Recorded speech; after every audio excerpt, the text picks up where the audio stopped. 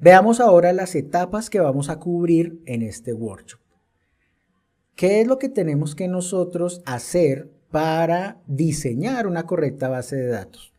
Ojo, es importante que el diseño inicial de la base de datos abarque la mayor cantidad de posibles soluciones al problema que se está viendo.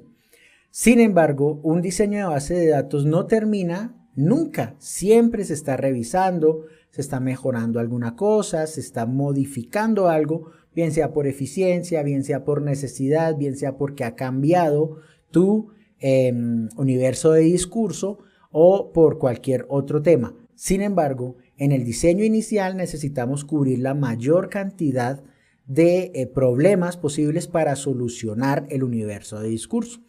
Entonces, las etapas que se tienen que ver siempre son, vamos a comenzar con la primera, el análisis de los requisitos. Los requisitos es un área tan extensa que existen especializaciones en levantamiento de requerimientos.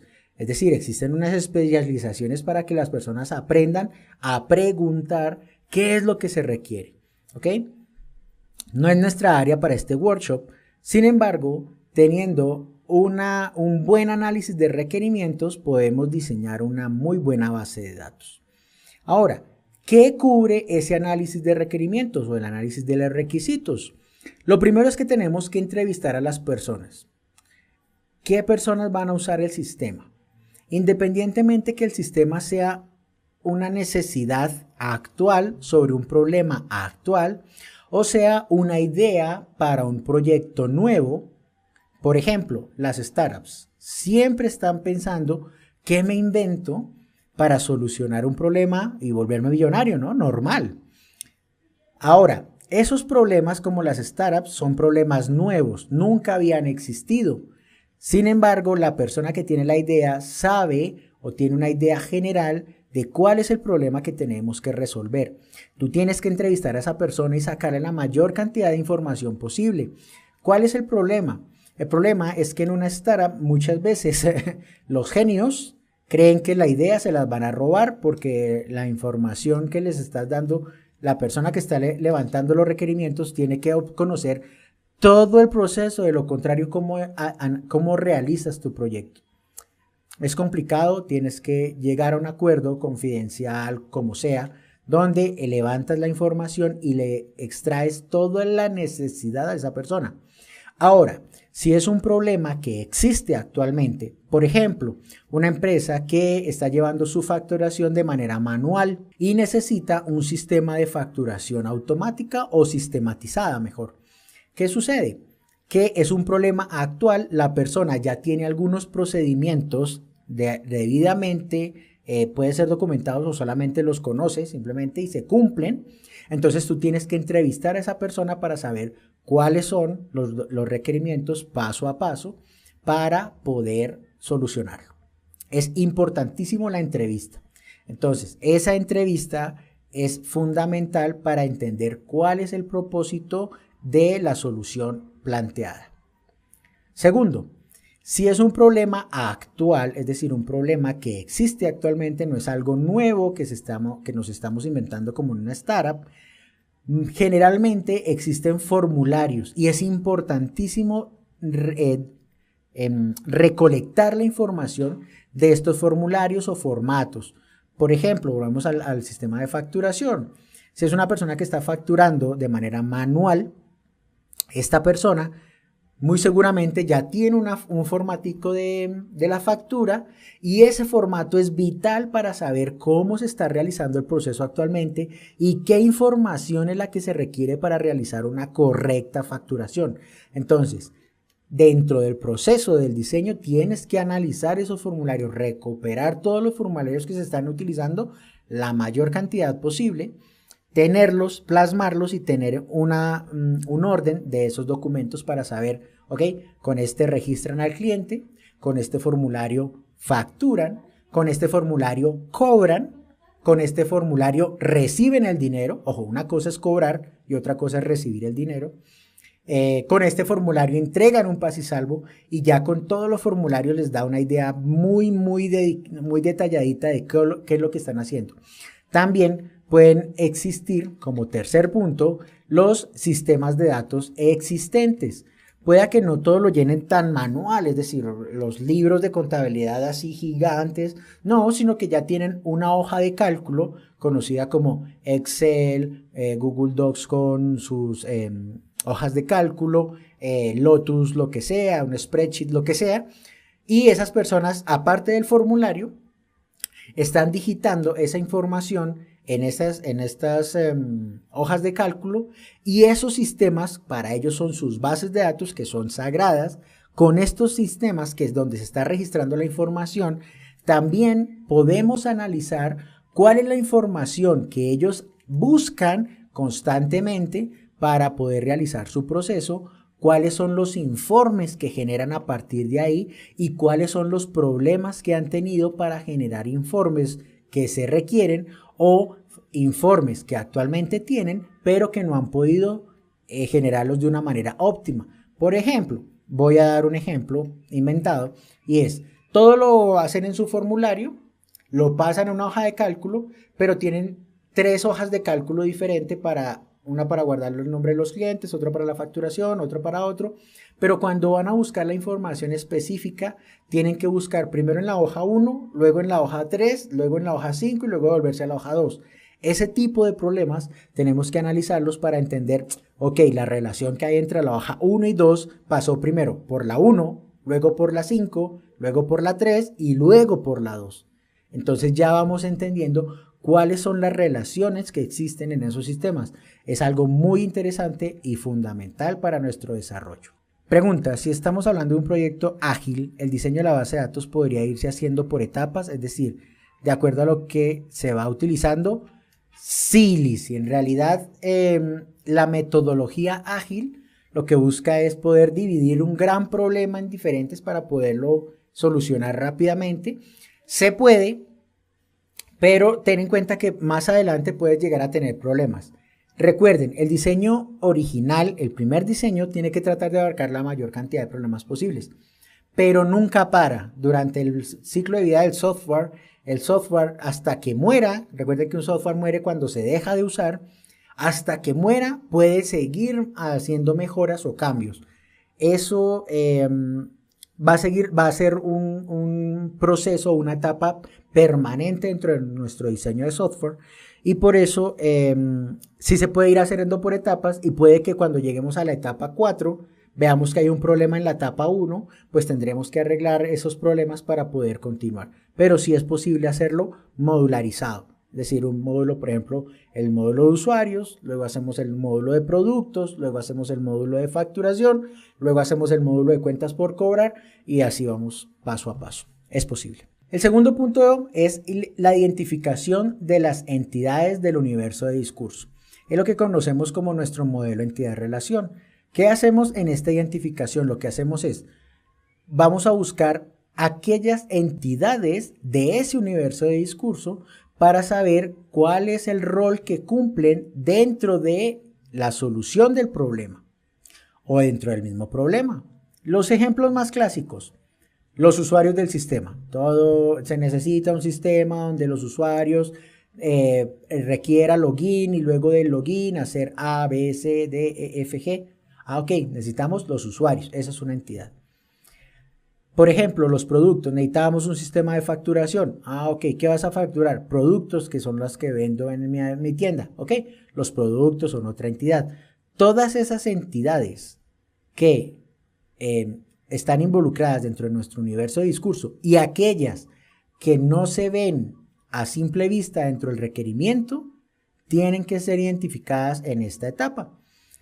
Cuando identificamos nuestras entidades, también identificamos sus atributos. Sus atributos es lo que identifica la entidad como tal. ¿Ok? Una vez teniendo claro cuáles son las entidades, cuáles son los atributos, hablamos también de las relaciones. ¿Qué relación hay entre dichas entidades? El tercer paso es organizar los datos en tablas. Este es el paso que a mí personalmente más me gusta, pasar de modelo entidad-relación al modelo relacional.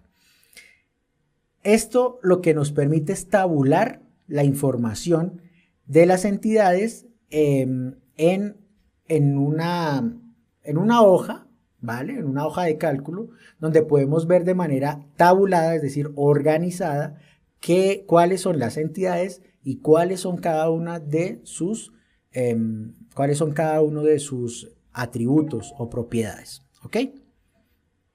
Ojo, quiero decir algo aquí muy importante. No es pecado, ¿ok? Si se puede decir así. No es que estemos faltando a un buen diseño si te pasas del modelo entidad-relación directamente al modelo relacional. Incluso personalmente, por lo general, yo no hago el modelo entidad-relación.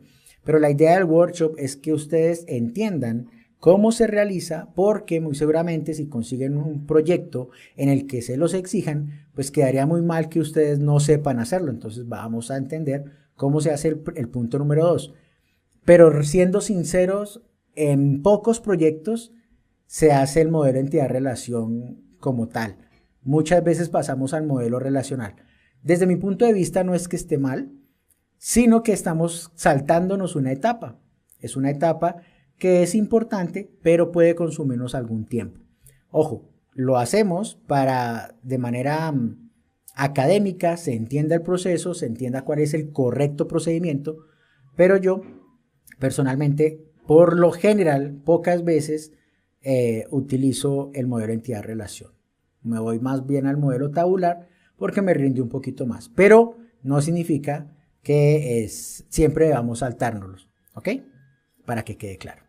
Me está preguntando que tiene una tabla dentro de su base de datos que no está relacionada con absolutamente nada. Me pregunta que si es válido. Es totalmente válido. Imagínate que necesitas una tabla de parámetros, una tabla de configuración, que no necesitas retener relación con nada, solamente ir a consultar, óyeme, ¿por cuál correo envío todos mis correos a mis clientes? Pues no lo voy a quemar dentro del código, necesito dónde registrarlo, pues tengo una tabla de parámetros, digo, email para clientes es este valor, y esa tabla no está registrada con ninguna. ¿El performance de la base de datos disminuye mientras más relaciones tenga entre tablas? No, bueno, depende de varios factores. Como les digo, la idea de las relaciones es que tenga las necesarias, pero si tienes 20 relaciones hay algo extraño ahí. No es que sea malo, hay algo extraño y habría que revisar. En nuestra cuarta etapa para el diseño de base de datos, vemos la especificación de las claves primarias y análisis de relaciones. Entonces, ojo, aquí es donde vamos a identificar la cardinalidad de las relaciones entre las entidades, es decir, vamos a ver cuándo es uno a uno, uno a muchos o muchos a muchos. Aquí vamos a identificar esas relaciones, esa cardinalidad, y vamos a entender cómo es que en el modelo entidad-relación vemos una relación con solamente el rombo, pero en el modelo relacional no pudimos hacer esa relación. Entonces, en la cuarta etapa, donde ya vemos esa relación, por ejemplo, muchos a muchos, nos toca crear nuevas tablas que nos permitan hacer ese tipo de relaciones. Y se identifican las relaciones foráneas obligatorias u opcionales. ¿Cuáles son aquellos datos que son obligatorios y cuáles son los datos que son opcionales para mis relaciones? ¿Ok?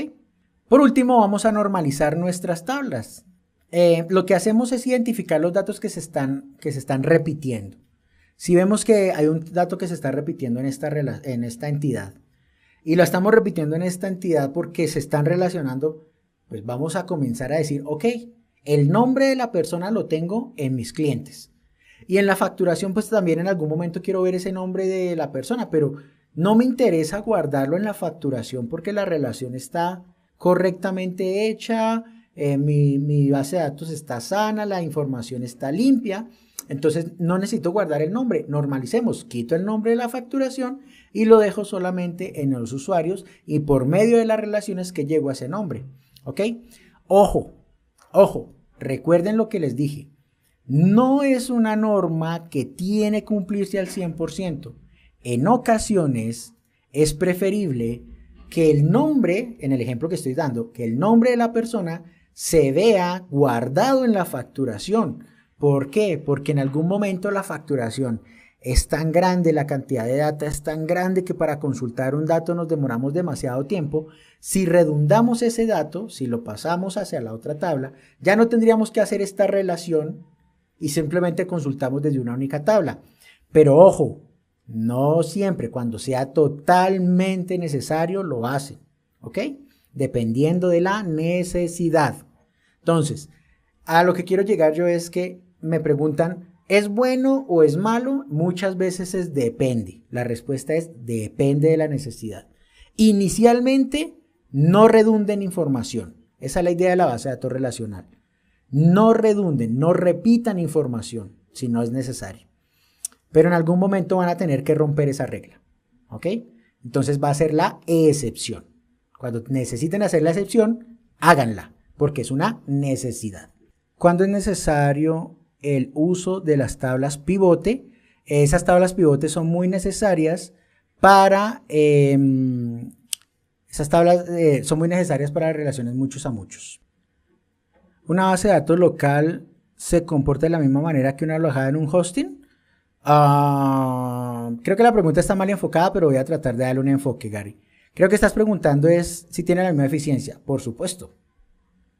La cuestión es que depende de cómo tengas en el hosting configurado para que el backend se convenga con él.